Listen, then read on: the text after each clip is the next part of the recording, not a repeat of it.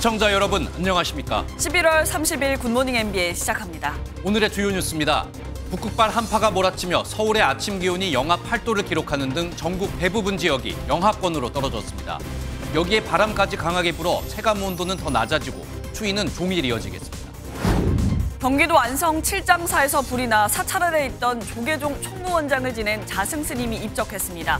안에서 유서가 발견된 것으로 알려졌는데 경찰은 여러 가능성을 열어놓고 조사를 벌이고 있습니다. 오늘 새벽 경북 경주시 동남동 쪽 19km 지점에서 규모 4.0의 지진이 발생했습니다. 피해는 아직 확인되지 않았고 원전 가동에도 이상이 없는 것으로 알려졌습니다. 민주당이 오늘 본회의를 열어 이동관 방송통신위원장과 검사 탄핵안을 다시 처리하겠다고 예고했습니다. 국민의힘은 의회 폭거라고 반발하며 국회의장실과 의장 공관을 점거하는 방안 등을 검토하고 있습니다. 한국은행이 올해 마지막 금융통화위원회의를 열어 기준금리를 결정합니다. 높은 물가 상승률과 가계부채 증가로 현재 수준인 3.5%로 동결할 전망이 지배적입니다. 오늘 아침 출근길은 단단히 무장하셔야겠습니다. 북극발 한파가 기승을 부리면서 전국 대부분 지역이 영하권에 머물고 바람까지 강하게 불어 체감 온도는 더 낮겠습니다. 이번 추위는 주말에 들어서 차츰 풀릴 것으로 보입니다. 오늘 첫 소식은 박유영 기자입니다. 두툼한 겨울 외투는 기본이고 목도리에 장갑, 귀마개까지 동원해봅니다. 그래도 옷깃 사이를 파고드는 칼바람을 막기엔 역부족입니다. 북극의 한파가 몰아치면서 오늘 11월 들어 가장 추운 날이 되겠습니다. 제주 등 일부를 제외한 전국 곳곳이 아침에 영하권을 맴돌고 특히 영하 10도 안팎으로 뚝 떨어진 경기 북부와 동부, 강원 등에는 한파특보가 발효됐습니다. 서울도 아침 최저 기온이 영하 8도로 낮은데 매서운 바람까지 더해져 체감 온도는 영하 14도까지 내려가겠습니다. 낮에도 기온이 크게 오르지 못하며 추위가 이어지겠습니다. 제주와 충남 서해안 등에는 눈이나 비가 내리면서 빙판길로 변하는 곳이 많을 것으로 보여 주의가 필요합니다. 한겨울에 버금가는 이번 추위는 주 후반까지 기승을 부리다 일요일 아침에나 꺾일 것으로 예보됐습니다. 찬 공기가 지속적으로 남하하며 이번 주말까지 아침 기온이 영하권을 유지하겠고 특히 일부 내륙에서는 1일까지 한파특보가 유지되겠습니다. 기상청은 면역력이 약한 노약자 등은 야외 활동을 자제하고 체온 유지에 각별히 신경 써달라고 당부했습니다. 또 수도 계량기나 수도관 등이 동파되지 않게 대비해달라고 덧붙였습니다. MBN 뉴스 박영입니다. 지난 2018년 지방선거에서 문재인 전 대통령의 오랜 친구인 송철호 전 울산시장이 당선되며 청와대와 경찰의 선거 개입 의혹이 제기됐습니다. 재판이 시작된 지 3년 10개월 만에 1심 선고가 나왔는데 기소된 15명 가운데 12명에게 유죄가 내려졌습니다. 법원은 송철호 전 울산시장과 전 울산경찰청장인 더불어민주당 황운하 의원에게 징역 3년의 실형을 선고했습니다. 홍지호 기자입니다. 울산시장 선거 개입 사건 1심 선고가 3년 10개월 만에 내려졌습니다. 송철호 전 시장은 지난 2017년 울산경찰청장이던 민주당 황운하 의원을 만나 현직 시장인 김기현 국민의힘 대표에 대한 수사를 청탁한 혐의로 기소됐습니다. 첩보 보고서를 청와대로 넘겨 경찰이 수사하도록 압박하게 한 혐의도 함께 적용됐습니다. 황 의원은 청탁을 받고 수사를 지시하고 문제 소지가 있다는 담당 수사관들을 인사이동시킨 혐의로 재판에 넘겨졌습니다. 법원은 혐의 대부분을 유죄로 인정하면서 두 사람에게 징역 3년의 실형을 선고했습니다. 송병기 전 울산시 경제부시장과 백원우 전 청와대 민정비서관에게도 실형이, 박형철 전 반부패 비서관에게는 집행유예가 내려졌습니다. 송 전 시장의 경쟁자를 사퇴하게 한 혐의로 함께 기소된 한병도 민주당 의원은 무죄를 선고받았습니다. 재판부는 선거제도와 참정권을 위협한 중대 범죄 행위라며 기소된 15명 가운데 12명에게 유죄를 선고했습니다. 하지만 증거인멸과 도주 우려가 없는 것으로 보고 법정 구속하진 않았습니다. 너무나 일방적인 주장만을 그대로 수용한 것이라고 생각합니다. 정당한 항변을 법원이 무슨 이유로 받아들여지지 않았는지 이 부분을 이해하기 어렵습니다. 대검찰청 역시 이어질 항소심에서 더 높은 형량이 선고될 수 있도록 노력하겠다는 입장을 냈습니다. MBN 뉴스 홍지호입니다. 정치권 소식입니다. 더불어민주당이 오늘 본회의를 열어 이동관 방송통신위원장과 민주당 이재명 대표를 수사 중인 검사를 포함해 검사 2명에 대한 탄핵안을 재시도할 방침입니다. 국민의힘은 전대미문의 총선용 의회 폭거라며 탄핵안을 총력 저지하겠다는 입장입니다. 정태진 기자입니다. 더불어민주당은 오늘 본회의에서 반드시 이동관 방송통신위원장과 손준성, 이정섭 검사 탄핵안을 보고하겠다고 못 박았습니다. 지난 9일 국민의힘의 필리버스터 기습 철회로 탄핵안 표결이 무산된 지 3주 만입니다. 본회의에 관련돼서 물리력 행사를 하거나 국회 선진화법을 위반하는 행태를 보여서는 결코 안 될 것입니다. 탄핵안이 보고되면 24시간 뒤인 내일 과반 의석을 점한 민주당이 단독으로 탄핵안을 통과시킬 수 있습니다. 국민의힘은 오늘과 내일 예정된 본회의는 내년도 예산안 처리를 위한 일정이라며 민주당의 총선용 의회 폭거라 반발했습니다. 구속력 없는 본회의 날짜를 빌미로 죄 없는 고위공직자에 대한 탄핵을 추진하겠다는 것은 총선을 겨냥한 정쟁의 유발이자 국민의힘은 야당의 탄핵안 처리에 대비해 소속 의원들에게 비상 대기령을 내리고 밤샘 연좌농성 돌입을 검토하고 있습니다. 또 본회의 개의 권한을 가진 김진표 국회의장 사무실과 공관을 점거하는 초강경 대응 방안도 고민하고 있는 것으로 알려졌습니다. 오늘 본회의 예정 시간은 오후 2시지만 개최 여부를 두고 여야의 대치는 종일 이어질 전망입니다. MBN 뉴스 정태진입니다. 국민의힘에선 최근 실시된 당무감사가 영남권 의원들을 겨냥했다는 말이 나오면서 긴장감이 감돌고 있는데요. 그런데 영남이 끝이 아닌 것 같습니다. 국민의힘 수도권의 당협위원장들 지난 선거 참패로 대부분은 현역이 아니죠. 절반은 공천 배제, 컷오프한다는 방침이 세워진 것으로 저희 MBN 취재 결과 확인됐습니다. 김순철 기자입니다. 국민의힘 총선기획단은 다음 달 중순 공천관리위원회를 구성한다고 밝혔습니다. 지난 총선보다 한 달 앞당긴 시간표입니다.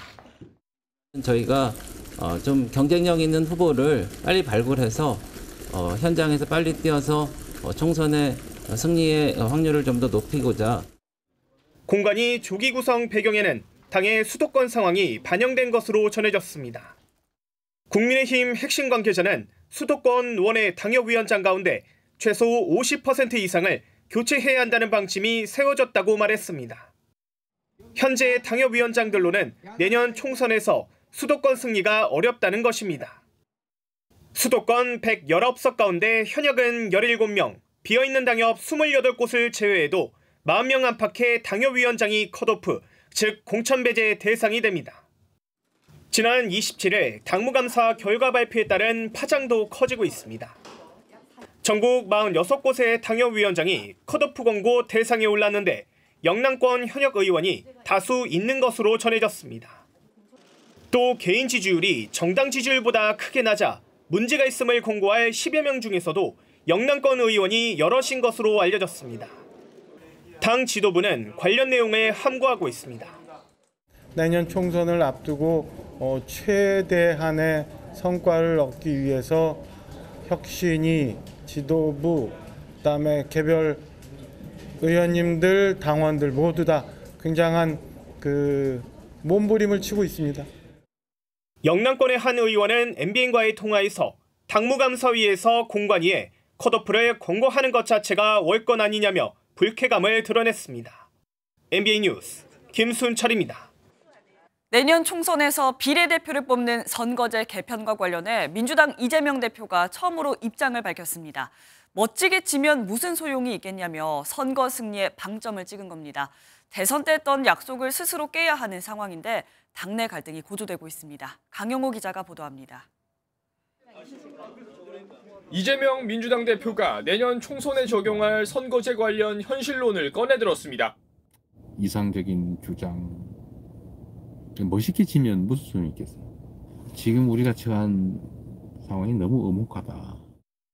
비례대표제를 거대 양당에 유리한 병립형으로 되돌리거나 꼼수 위성정당을 만들 수밖에 없다고 선언한 셈입니다.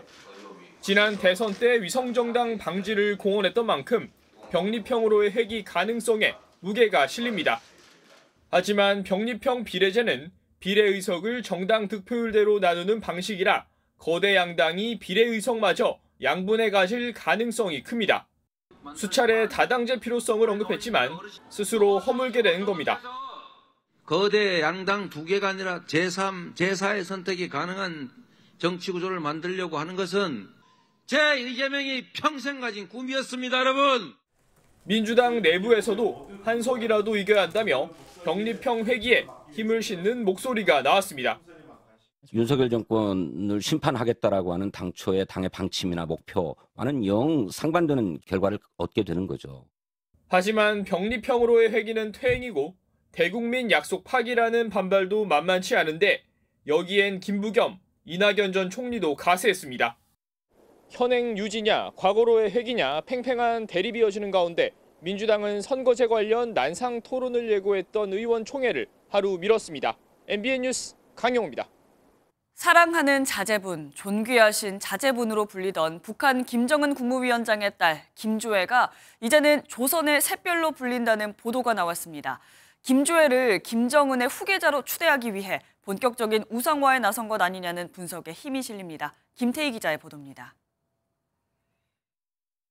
김조애는 지난해 11월 화성 17형 시험 발사 현장에 처음 등장했습니다. 사랑하는 자제분과 유사와 함께 몸소 나오시오. 이후 존귀하신 자제분으로 불리며 공식 행사에 참석했던 김조애가 이제는 조선의 샛별로 신격화됐다고 미국 자유아시아 방송이 보도했습니다. 북한의 군사정찰 위성 만리경 1호 발사를 축하하는 간부 강연 행사에서 우주강국 시대의 미래는 조선의 샛별 여장군에 의해 앞으로 더 빛날 것이라는 말이 나왔다는 겁니다. 전문가들은 김조애가 등장한 이후 첫 우상화 작업이라고 설명했습니다. 북한에서의 별은 최고 지도자를 의미하기 때문에 김조애를 후계자로 공식화한 것이라고 볼 수도 있습니다. 김일성을 조선의 한별이라고 불렀다는 그런 주장이 있거든요. 김정일, 광명성. 조선의 샛별로 불렀다면 후계자로 김조애를 공식화하는. 다만 북한처럼 여성 인권이 낮고 가부장적 사회에서 여성인 김조애가 2인자가 될 수 있을지 회의적인 시각도 있습니다. 통일부는 현재까지 확인해줄 내용은 없다면서도 북한의 후계 구도 상황을 면밀히 살펴보고 있다고 밝혔습니다. MBN 뉴스 김태희입니다. 정부가 관리하는 전산망이 하루가 멀다 하고 말썽입니다. 이번에는 내부 회계 처리에 사용하는 2호조 시스템이 15분간 멈췄습니다. 외부의 공격은 없었다고 하는데 이번에도 정확한 원인은 파악하지 못했습니다. 김민수 기자가 보도합니다. 지자체 공무원들이 예산 편성, 지출, 결산 등에 사용하는 2호조 시스템입니다. 서울시를 비롯한 243개 모든 자치단체 33만 공무원들이 사용하는 핵심 인프라입니다. 이런 전산망이 어제 오후 1시 반부터 15분간 먹통이 됐습니다. 서울시는 여기서 15분만 더 지체됐다면 전 직원에게 시스템 오류 공지를 할 방침이었습니다. 이 호조 시스템이 먹통이 된다면 서울시가 지급하는 금전거래 일체를 담당자가 수작업으로 처리해야 합니다. 행정안전부는 침입 방지 시스템인 IPS가 고장난 것이 원인인 것으로 파악했습니다. 이어서 IPS를 백업 시스템인 이중화 장비로 전환했고 먹통 사태는 일단락됐습니다. 하지만 IPS가 고장난 이유가 무엇인지는 분명하게 밝히지 못해 급한 불만 끈 셈입니다. 지난 17일 세울 행정 시스템부터 정부 전산망 먹통 사태가 잇따르자 정부는 행정 전산망 장애 관련 후속 점검 회의를 열고 대책을 내놨습니다. 국가 전산망 마비를 재난 및 사고의 유형으로 명시하여 예방부터 복구까지 체계적으로 관리하기로 하였고, 독과점이나 공공기관 정보 탈취 문제 등으로 대기업의 참여를 제한해왔던 공공 소프트웨어 규제도 신속히 풀기로 했습니다. MBN 뉴스 김민수입니다. 공공기관의 홈페이지 관리도 눈살이 찌푸려집니다. 국민건강보험공단이 엉뚱한 정보를 홈페이지에 올렸는데요. 종일 영하권 날씨에 저체온증 같은 이 한랭 질환을 걱정해야 하는 이 시기에 폭염이 기승을 부리는 한여름에 나타나는 온열 질환을 경고하고 있었습니다. 최돈희 기자의 보도입니다. 겨울 초입부터 매서운 한파가 밀려오고 있습니다. 지난 6일을 시작으로 이달 들어 중부 지역에 내려진 한파특보만 벌써 4차례에 달합니다. 이처럼 급격하게 기온이 떨어지면 저체온증 같은 한랭 질환이 급증해 건강관리에 더욱 주의가 필요합니다. 바람도 강해 체감온도는 더욱 낮아 매우 춥겠습니다. 한파특보가 유지되겠으니 건강관리에 유의하시기 바랍니다. 그런데 국민건강보험공단의 국민건강 알림 서비스가 엉뚱한 정보를 제공하고 있었던 것으로 알려져 논란이 일고 있습니다. 온열 질환이 발병할 가능성이 높고 유행 정도가 위험하다는 겁니다. 온열 질환은 일사병이나 열사병 등이 포함되는데 더운 날씨가 원인입니다. 잘못된 정보가 최소 열흘 가까이 제공되고 있었지만 공단 측은 정확한 기간조차 파악하지 못하고 있습니다. 공단 측은 해당 서비스는 질병청과 기상청 등 10여 개 기관의 정보를 기반으로 제공되는데 해당 기관 정보에 문제가 있었는지, 정보를 재가공하는 과정에 오류가 있었는지 확인하고 있다고 해명했습니다. 그러면서 해당 서비스는 외부 위탁업체가 관리하고 있다고 밝혔습니다. 앞서 지난 27일 발생한 서울소방서 긴급출동 시스템 장애 당시 서울소방재난본부도 외부 위탁업체의 통신망 문제를 장애 원인으로 지목한 바 있습니다. MBN 뉴스 최동입니다. 우리나라 저출산 문제가 갈수록 심각해지고 있습니다. 올해 3분기 출생아 수는 지난해보다 11.5%나 줄었고 합계 출산율도 역대 최저인 0.7로 나타났습니다. 4분기에는 출산율이 더 떨어질 것으로 보이는데 계속되는 출산율 쇼크에 저출산 대책을 처음부터 뜯어 고쳐야 한다는 지적이 나오고 있습니다. 보도에 장명훈 기자입니다. 40년 역사를 뒤로하고 지난 3월 폐교한 서울 광진구의 한 초등학교입니다. 이곳을 포함해 학생 수가 모자라 폐교한 서울 지역 초중고교는 지난 3년 사이 4곳이나 됩니다. 아파트 단지가 아니니까 애들이 없어요. 애들도 요새 안 낳잖아요. 젊은 사람들이. 특히 6살 이하 영유아가 다니는 어린이집은 하루꼴로 한 곳이 문을 닫아 서울의 남은 어린이집은 4천여 곳에 불과합니다. 수많은 대책이 나왔지만 상황은 갈수록 나빠지고만 있습니다. 올해 3분기 출생아 수는 5만 6천여 명으로 전년 대비 11.5% 감소했습니다. 합계 출산율도 2분기에 이어 역대 최저인 0.7명을 유지했습니다. 연말로 갈수록 출생아가 줄어드는 흐름을 고려하면 올해 전체 합계 출산율은 지난해 0.78명보다 더 추락할 가능성이 큽니다. 결혼 건수가 늘면은 그다음에 한 1년도쯤에 출산이 오르는데 지금 이게 안 나타나요. 되게 위험한 사인인데. 정부가 부모급여 지급, 돌봄 서비스 확대, 신혼부부 주거 지원 등 각종 저출산 대책을 내놨지만 신통치 않은 상황입니다. 전문가는 찔끔 지원책보다는 결혼과 출산을 준비하는 세대를 집중적으로 대폭 지원하는 정책 마련이 필요하다고 진단합니다. MBN 뉴스 장명훈입니다. 오늘 하루 중요한 일정을 소개해드리는 굿모닝 오늘입니다. 어떤 일정이 있는지 함께 살펴보겠습니다. 더불어민주당이 어제에 이어 다시 의원총회를 열고 내년 총선에 적용할 선거제 개편안과 관련해 토론을 진행합니다.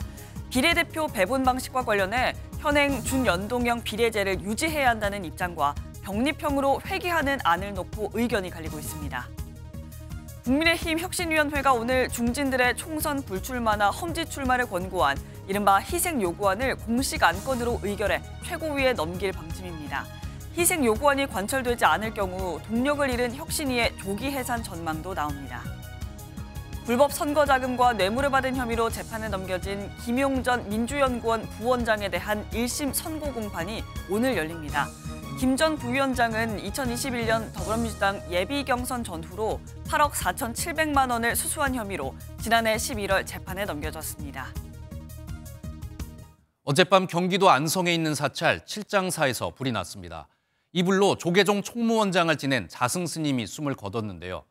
화재 원인을 조사 중인 경찰은 자승 스님이 스스로 입적했을 가능성까지 열어놓고 있습니다. 먼저 신혜진 기자가 보도합니다. 사찰 입구에 사람들의 접근을 막는 폴리스 라인이 설치됐습니다. 감식반들도 속속 도착해 화재 현장으로 이동합니다.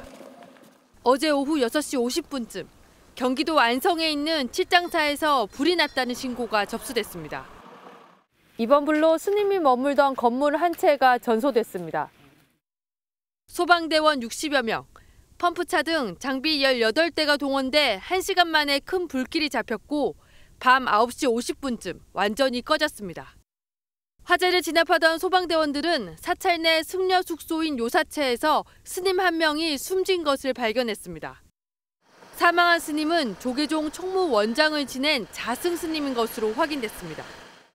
이웃에 있으니까 일이 있다니까 와서 뵀는데 스님도 못 만나고 전혀 소식을 모르네.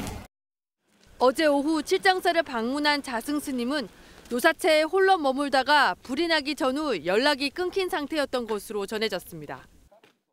단서될 만한 것들을 이제 하나하나 CCTV부터 시작해서 이것저것 다시 확인하고 있습니다.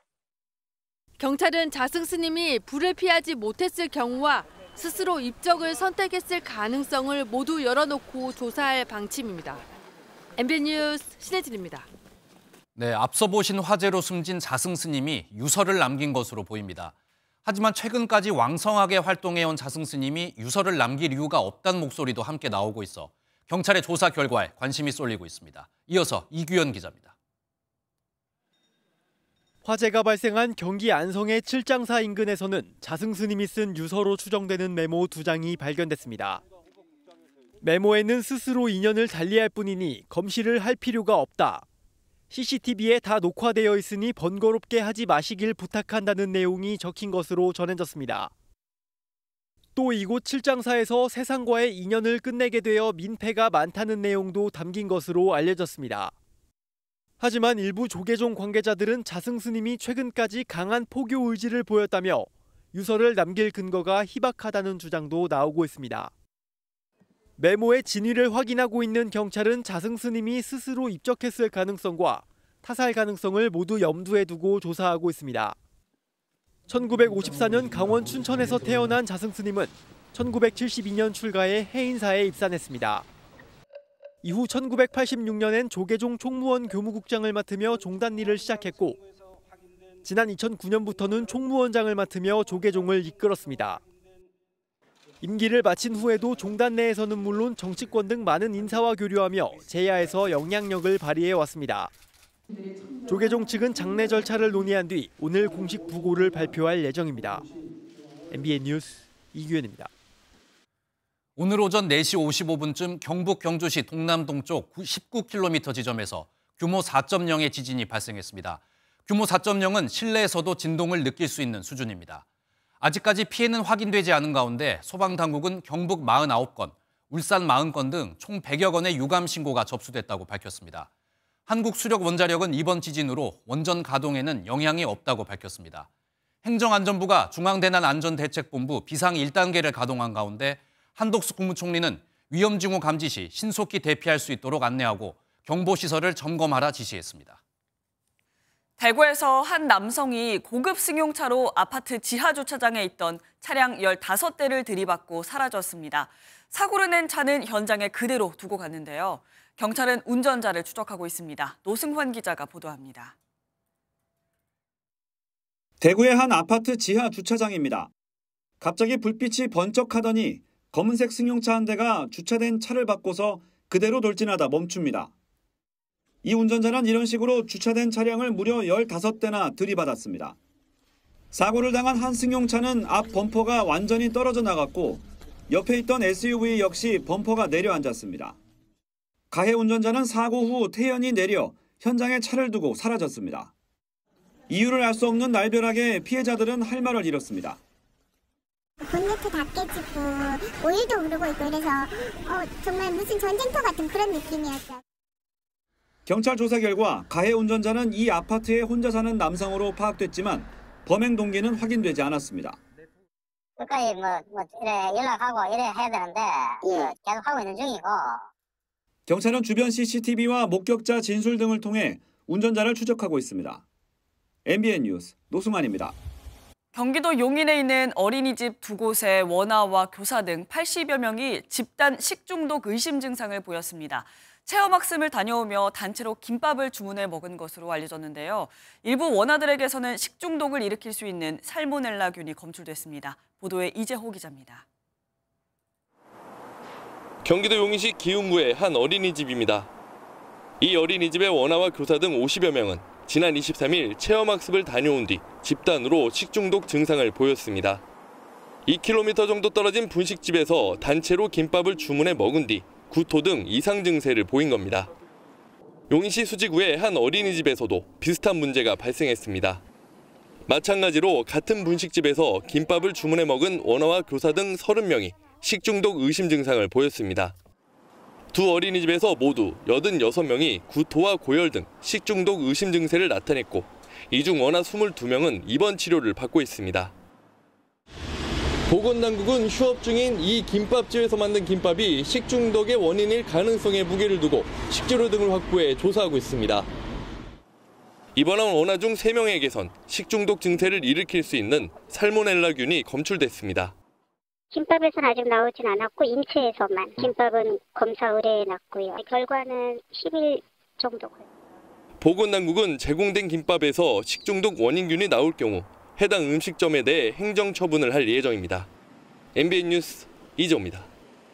누구나 쉽게 구할 수 있는 감기약에서 마약 원료를 추출해 마약을 제조하고 투약한 2명이 구속됐습니다. 마약을 만들면서 나는 냄새를 숨기기 위해 일부러 도심과 떨어진 외곽 지역에 옥탑방을 구한 것으로 전해졌습니다. KCTV 제주방송 김경임 기자입니다. 경찰이 방 안에 있는 냉동실 문을 엽니다. 냉동실에서는 비닐에 담겨 있는 하얀 가루가 발견됩니다. 이쪽으로 오세요. 여기 보시고. 이거 하나예요? 몇 g입니까? 검은 비닐봉지에 담긴 일반 의약품 수십 통도 발견됩니다. 이들은 경기 지역의 한 옥탑방에서 필로폰을 제조하고 직접 투약하거나 일부 판매한 혐의를 받고 있습니다. 제조 총책인 A씨와 B씨는 약국에서 처방전 없이 구매할 수 있는 일반 의약품에 화학물질을 섞어 필로폰을 만든 것으로 경찰 조사 결과 드러났습니다. 피의자들이 10여 차례에 걸쳐 제조한 필로폰은 20g가량. 제조 과정에서 심한 암모니아 냄새가 발생하자 옥탑방에서 야간 시간대에만 작업하는 치밀함도 보였습니다. B씨는 A씨에게 90만 원의 필로폰 3g을 구입한 뒤 지인인 C씨와 함께 투약했는데 C씨가 경찰에 투약 사실을 자수하면서 수사가 본격 시작됐습니다. 인적사항을 서로가 특정하면서 제조 총책은 저희들 경기도로 출장 가서 주거지를 사전에 답사한 후에 잠복하다가 급습해가지고 검거를 했습니다. 또 A씨의 옥탑방에서 냉동실에 보관된 필로폰 2.1g과 일반 의약품 2,400여 정, 제조기구 등을 압수했습니다. 경찰은 A씨와 B씨 등 2명을 마약류 관리법 위반 등의 혐의로 구속 송치하고 마약을 투약한 C씨는 불구속 상태로 검찰에 넘겼습니다. 경찰은 피의자들을 상대로 추가 판매처와 공범 여부 등 여죄를 수사하고 있습니다. KCTV 뉴스 김경임입니다. 하마스에 끌려간 생후 10개월 된 아기 인질이 이스라엘군의 공습으로 사망했다는 하마스 측 주장이 나왔습니다. 이런 논란 속에서도 양측의 임시 휴전 협상은 계속되고 있는데 이스라엘이 가자 지구에서 팔레스타인 무장괴한 3명을 사살했다고 밝혀 협상의 변수가 될 전망입니다. 서용수 기자입니다. 임시 휴전 엿새째 하마스에 끌려갔던 인질들이 이집트 국경을 통해 풀려납니다. 하지만 관심이 쏠렸던 최연소 인질, 생후 10개월 된 아기 크피르 비바스는 이번에도 석방 명단에 포함되지 않았습니다. 하마스는 크피르가 이스라엘군의 공습으로 이미 숨졌다고 주장했습니다. כי באמת כמו שישבנו, הגיעו הידיעות התקשורתיות האלה שאין להן נימות, אבל הן מכאיבות, ואני לא יודע אם זה נכון או לא נכון, או זה חלק ממערכה פסיכולוגית. 계속되는 비극에 국제사회에서는 영구 휴전을 요구하는 목소리가 커지고 있습니다. We need a true humanitarian ceasefire. And we must ensure the people of the region finally have a horizon of hope. 양측이 임시 휴전을 더 연장하기 위한 협상을 진행 중인 가운데 이스라엘은 휴전이 끝난 뒤 곧바로 전투를 재개하겠다며 하마스를 압박했습니다. נערכים גם לחידוש הלחימה וגם להמשך המתווה. הדבר לא הסתייע, כוחות צה"ל כמו שאמרתי מוכנים להמשך לחימה כבר עכשיו. 이런 가운데 이스라엘군이 가자 지구에서 팔레스타인 무장 괴한 3명을 사살했다고 밝혀 휴전 협상의 변수가 될 것으로 보입니다. MBN 뉴스 서영수입니다. 미국 정부가 북한의 사이버 활동과 관련해 신규 제재 리스트를 발표했습니다. 북한이 가상화폐를 여러 차례 쪼개서 전송하는 것을 도운 업체 신바트도 포함된 것으로 전해졌습니다. 워싱턴에서 최종락 특파원입니다. 북한 해킹 조직이 탈취한 가상화폐의 세탁을 도운 업체가 미국 제재 대상에 올랐습니다. 미 재무부는 북한의 사이버 활동 관련 신규 제재를 발표하면서 신바트를 해외 자산 통제국의 특별 지정 제재 대상에 등재했습니다. 신바트는 북한 지원을 받는 해킹 조직 라자루스 그룹이 탈취한 가상화폐의 세탁에 관여한 것으로 전해졌습니다. 가상화폐를 쪼개 누가 전송했는지 알 수 없게 하는 기술인 이른바 믹서를 통해 자금과 사용처 현금화 등에 대한 거래 추적을 어렵게 했다는 겁니다.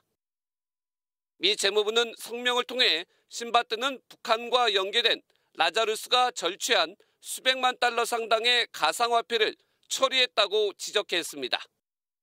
월리 아데에모 재무부 부장관은 라자루스 같은 범죄 집단의 자산 탈취는 심각한 후과에 직면할 것이라며 모든 수단을 동원할 것이라고 경고했습니다.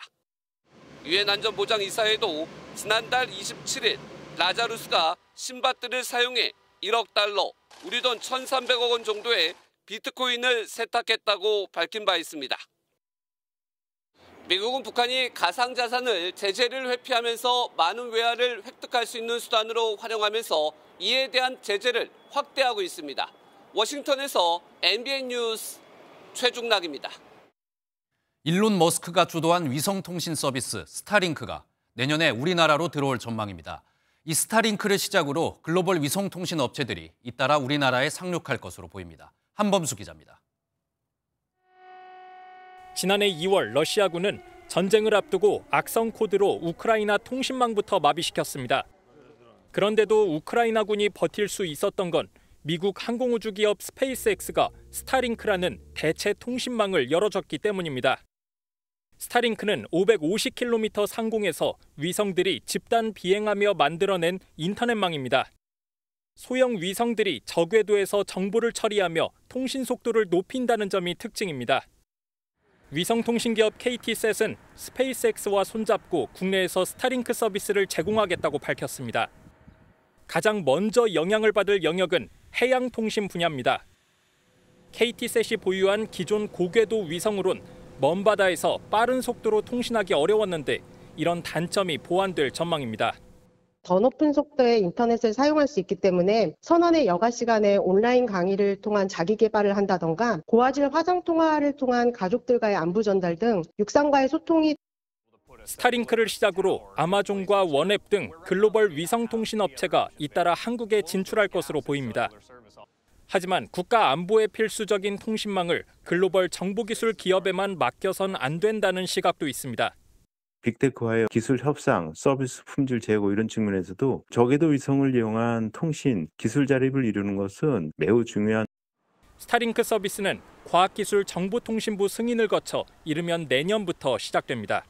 MBN 뉴스 한범수입니다.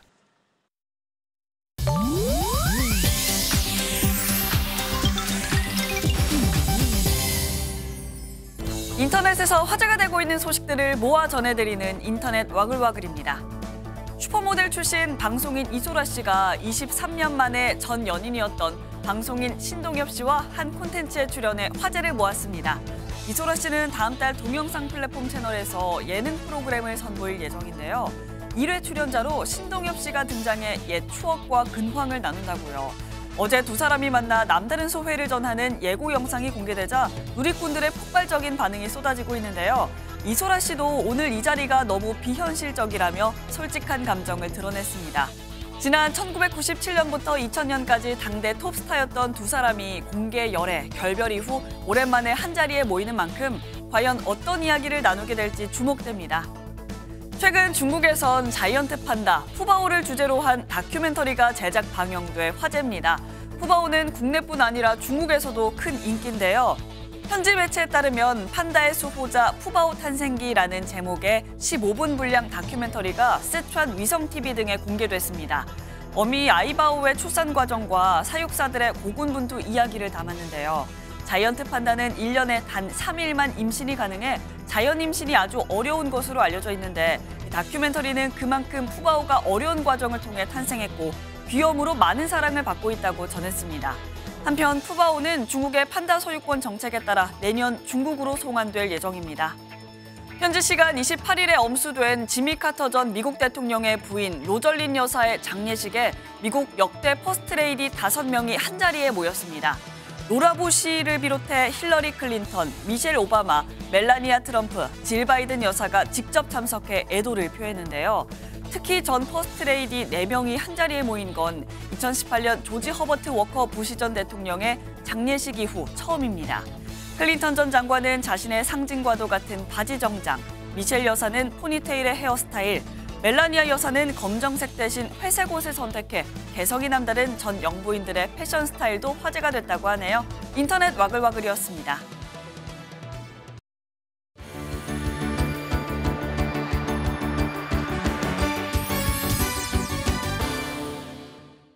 굿모닝 월드입니다. 비틀비틀 도로 위를 위태하게 달리는 중장비 차량.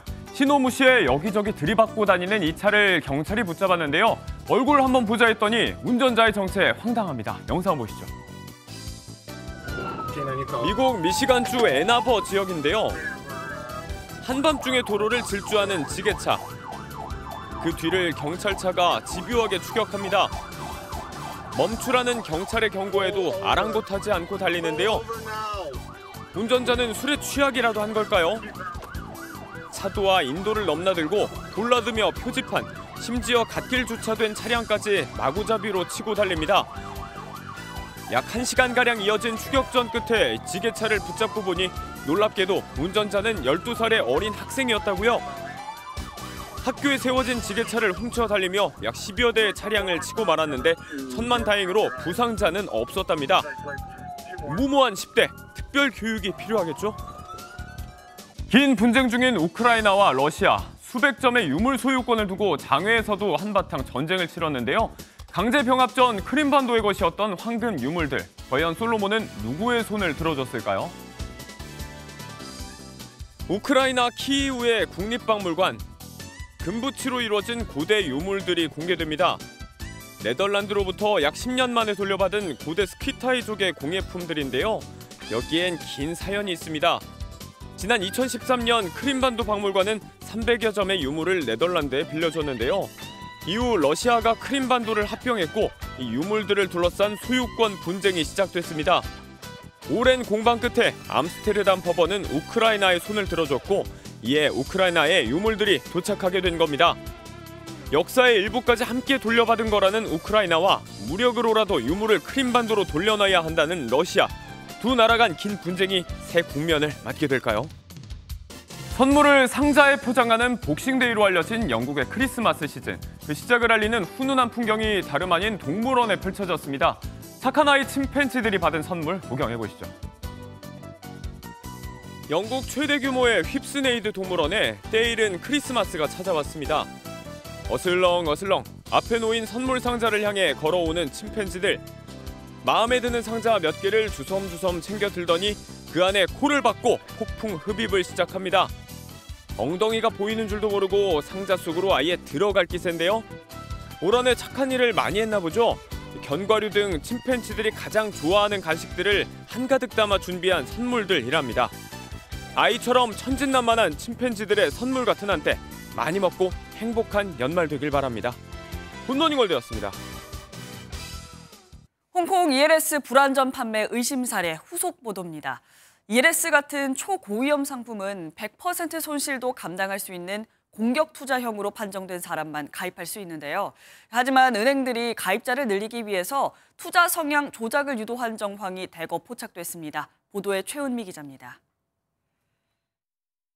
고위험 투자 상품에 가입하려면 투자자 정보 확인서에서 공격 투자형으로 나와야 가능합니다.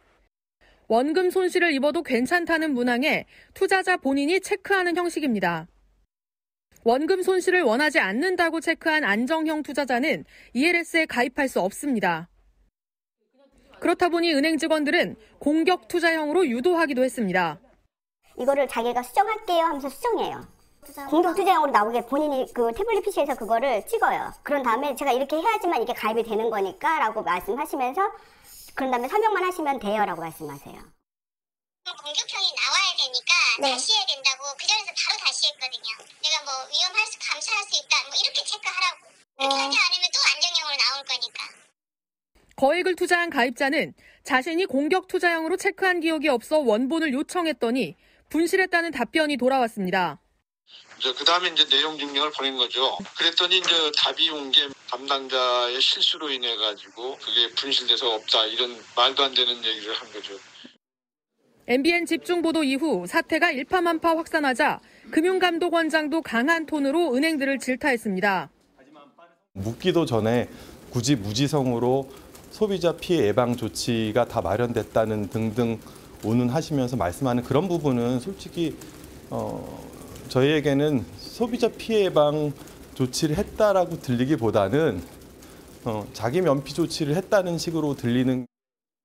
그나마 NH농협은행은 모든 ELS 상품 판매를 중단했지만 다른 은행들은 아직 중단 조치를 하지 않고 있습니다. MBN 뉴스 최은미입니다. 한국은행 금융통화위원회가 오늘 올해 마지막 회의를 열고 기준금리를 결정합니다. 한국은행은 지난 1월 기준금리를 3.5%로 인상하고 나서 6차례 연속 동결했는데 이번에도 금리를 동결할 것이라는 관측이 우세합니다. 경기 침체를 고려해 금리를 동결하되 물가를 자극하지 않도록 인하 기대를 억누르는 매파적 메시지를 내놓을 전망입니다.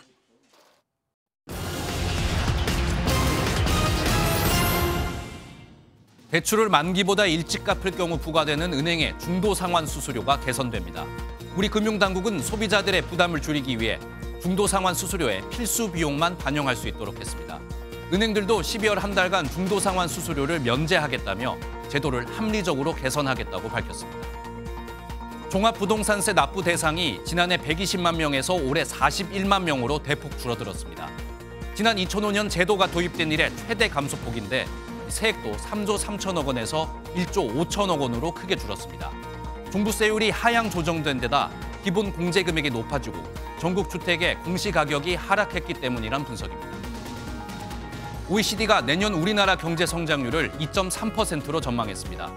지난 9월 전망치보다 0.2%포인트 높은 수치인데요. 내년 하반기 내수 기반이 나아지고 반도체 수요가 회복되면서 수출이 개선될 것이란 분석입니다. 우리나라 물가 상승률도 내년엔 2.7%로 낮아질 것으로 봤는데 2025년에는 목표치인 2%에 도달할 것으로 전망했습니다. 지금까지 굿모닝 경제였습니다. 요즘 안 오르는 게 없다 보니 주머니 사정 넉넉지 못한 직장인들에겐 점심 한 끼 식사도 부담입니다. 그렇다 보니 직접 도시락을 싸오거나 저렴한 도시락을 배달해 점심시간에 오손도손 모여 집밥처럼 먹는 직장인들이 많습니다. 이서영 기자가 취재했습니다. 점심시간이 가까워지는 오전 11시 서울 광화문의 한 도시락 업체. 먹음직스러운 두부조림에 치킨, 브로콜리 볶음과 파프리카 무침. 차곡차곡 채워지는 도시락만 50여 개. 차례로 주문한 회사들로 배달됩니다. 일식 오찬의 국까지 이렇게 만들어진 도시락은 한 끼에 6에서 7천 원 정도입니다. 지금 주변에 회사원들이 많아서 회사원들 분들이 많이 찾아주시고 점점점 또 늘고 있어요. 점심시간인 정오가 되자 배달이 도착한 곳은 한 중소기업. 각양각색의 도시락이 테이블 한가득 펼쳐집니다. 10,000원이 넘는 점심 한 끼가 부담되면서 점심시간 풍경도 달라지고 있습니다. 일단 진짜 너무 비싸요. 점심값이 너무 비싸고 특히 저희 회사 같은 경우 강남권에 있다 보니까 5,000원 이내로 많이 시켜 먹는 것 같아요. 네. 매일 간편식으로 도시락을 직접 싸오면 돈도 시간도 절약돼 일석이조입니다. 사실 이제 거의 즉석밥 같은 거랑 다 준비되어서 나오는 그런 제품들을 사용하다 보니까 한 3, 4분이면 금방 쌀 수가 있더라고요. 네. 실제 지난 8월부터 최근까지 도시락 용기와 가방 등 판매가 지난해 같은 기간보다 72%나 늘었습니다. 주머니 사정이 넉넉지 않은 직장인들에게 도시락이 새로운 점심 문화가 되고 있습니다. MBN 뉴스 이서영입니다. 11월의 마지막 날인 오늘 아침 추위가 절정을 보이고 있습니다. 경기 북동부와 강원, 경북 북부에 한파주의보가 내려진 가운데 현재 대관령의 기온 영하 12.9도, 서울은 영하 7도까지 떨어져 있고요. 찬바람 때문에 체감 추위는 영하 12도를 밑돌고 있습니다. 그 밖에 내륙 곳곳에도 체감 온도가 영하 10도 안팎까지 떨어진 곳이 많습니다. 출근길 중무장하고 나오셔야겠습니다. 이르게 찾아온 겨울 추위는 일요일 아침까지 이어지겠고요. 낮부터는 기온이 올라 다시 평년 수준을 되찾겠습니다. 오늘은 서쪽 지역을 중심으로 눈 소식이 들어있습니다. 대부분 내일까지 이어지겠고요. 예상 적설량은 제주 산지에 많게는 10cm 이상, 호남 서부에 2에서 7cm, 충남 서해안에도 최고 5cm의 눈이 내려 쌓이겠습니다. 한편 눈비 소식 없는 동쪽 지역은 대기가 메말라가고 있습니다.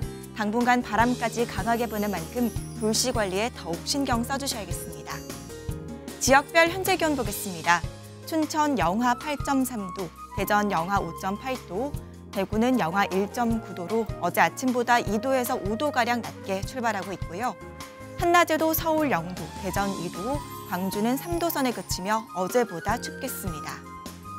다가오는 주말 하늘은 대체로 맑겠고요. 다음 주부터는 아침 기온이 영상권으로 올라서겠습니다. 날씨였습니다. 목요일 아침 굿모닝 MBN 마치겠습니다. 함께해 주신 여러분 고맙습니다.